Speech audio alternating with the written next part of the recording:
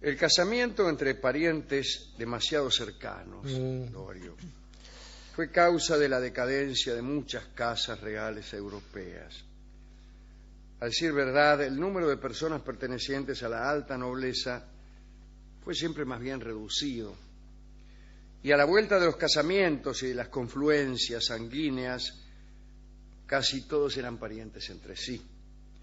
De esta suerte, era una ardua cuestión para cualquier príncipe dar con una esposa adecuada que no fuera, digamos, su tía.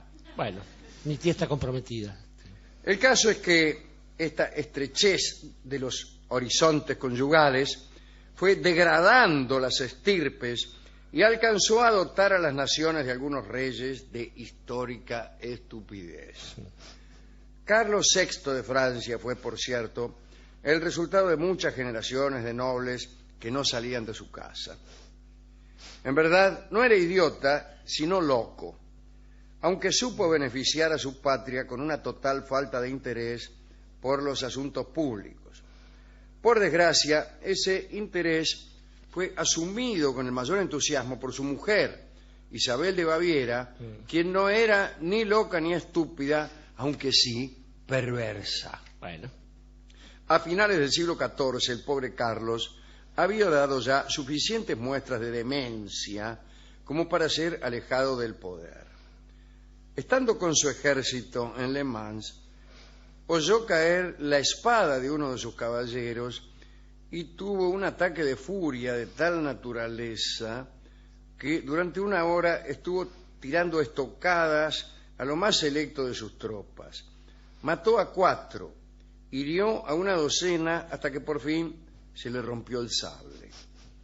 Solía tener crisis terribles durante las cuales no sabía quién era. Muchas veces pretendía ser soltero y llamarse Jorge.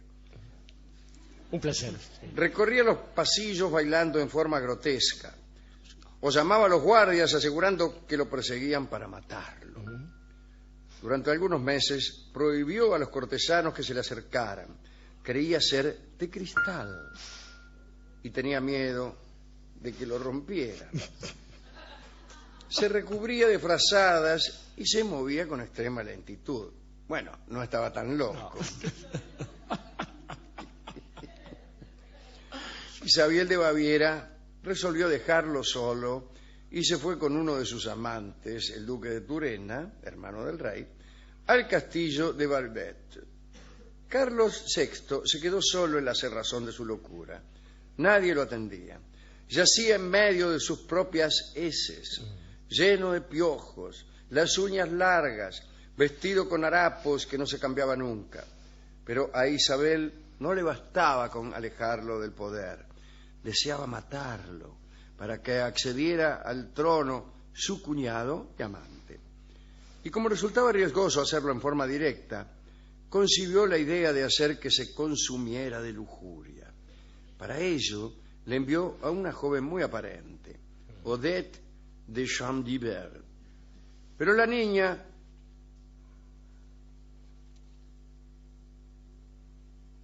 tuvo una iluminación. Se enamoró del rey. Y además de complacerlo en la cama, lo limpió, lo atendió y lo cuidó amorosamente. Odette conocía un juego que los mercaderes habían traído hacía muy poco de Oriente. Eran unos cartones pintados con figuras y números. Los árabes llamaban a este juego Naïve.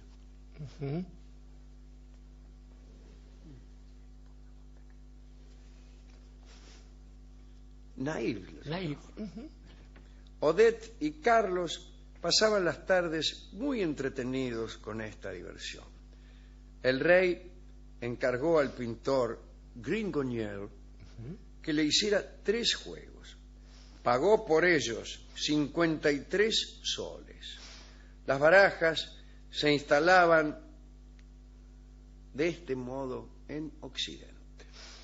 Son, como vemos, muchas más modernas que los dados, Claro. que fueron conocidos por todos los pueblos de la antigüedad clásica. Sin embargo, hay otras opiniones. Algunos hablan de un libro escrito por Tot, aquel dios egipcio, Sí, señor. con cabeza de ibis. Ujú. Este libro sería tan viejo como la humanidad misma. En sus páginas estaba aquella cosa de la que se deriva el conocimiento de todas las demás. Advertido Tot de la malicia de los hombres, pensó que no convenía impartirles nociones tan poderosas. Entonces metió el libro en una caja de oro que puso luego dentro de otra de plata. Vinieron después sucesivas cajas de marfil, de cobre, de bronce y de hierro. Para culminar el procedimiento depositó el ingente envoltorio en el fondo del Nilo. Algunas láminas del libro cayeron misteriosamente en poder de Moisés, que al parecer las sacó de Egipto junto con vasos y adornos de oro. Merced al examen de esas láminas habría nacido la ciencia de los cabalistas. En el siglo XVII, el padre Athanasius Kircher consiguió una de esas láminas, tal vez en Alejandría. El obtuso jesuita dijo haber resuelto a partir de ella el misterio de los jeroglíficos. Así publicó, 2 siglos antes de Champollion, un libro llamado La lengua egipcia restituida, donde a través de centenares de páginas se revela el significado de todos los signos, con el milagroso resultado de no acertar siquiera uno. La lámina pasó, según dicen, a poder del cardenal Bembo, pero tratándose de Kircher conviene dudar de todo. Los aficionados a la magia afirman que del libro secreto de Tot proviene el tarot egipcio y que el tarot habría dado lugar a nuestras barajas cotidianas, de donde podría conjeturarse que la revelación de los misterios del universo se ha ido degradando con los siglos hasta dar en el chinchón. Es bien posible, Alejandro. Y estas cosas, el problema del poder es cuando viene cargado de esta arbitrariedad, que a veces a través del incesto, puede desembocar en la locura de distintos modos. El problema con los soberanos, Carlos VI, pero Jorge III de Gran Bretaña fue otro ejemplo de de locura y además de capricho. El problema era que no se los podía someter a ninguna cosa que tuviese que ver con el azar, porque el azar no lo podían manejar los cortesanos a piacere para complacerlos. Entonces, si sucedía algo en un juego que el rey no controlaba, se armaba la de San Quintín, que fue una matanza de la que podemos hablar otro día. Pero la de Felipe II. Claro, exactamente. Digamos que también esto ha pasado con gente un poco Felipe menos... II construyó el Escorial sí, justamente para festejar la matanza de San Quintín. Y hay otras de las que no se ha hecho cargo nunca, la de la madre patria España, como que los moros y los judíos que le sobraron después de el gran pogrom que empieza en 1492, los mandó en barcos para que se fueran al África y fueran libres. Y cuando estaban a unas yardas de la costa, los mandó cañonear y estaban mal calafateados los buques y murieron decenas de miles de personas. Pero ahí no había ningún juego de por medio. Digo que esto que usted dice, hay otras leyendas que se combinan con el tarot egipcio, y una de las más populares allá en los años 60, un tal Eric von Daniken era el que predicaba estas cosas, decía que en las pirámides de Egipto y en la cábala hebrea, que sí, todos coinciden que alguna vez Moisés, cuando se escapó de Egipto, se llevó con él este conocimiento y lo fue transmitiendo, hizo que se transmitiera de generación en generación, porque era muy peligroso tenerlo escrito.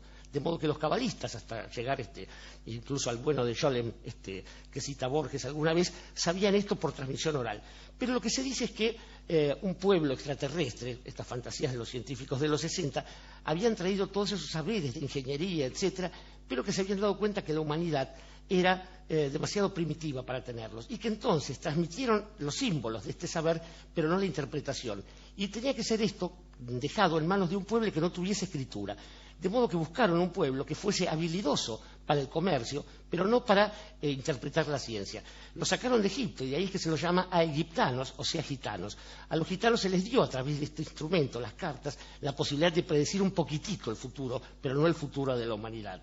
¿Sabe usted que los griegos escribían la música y sin embargo esa música no pudo ser recobrada.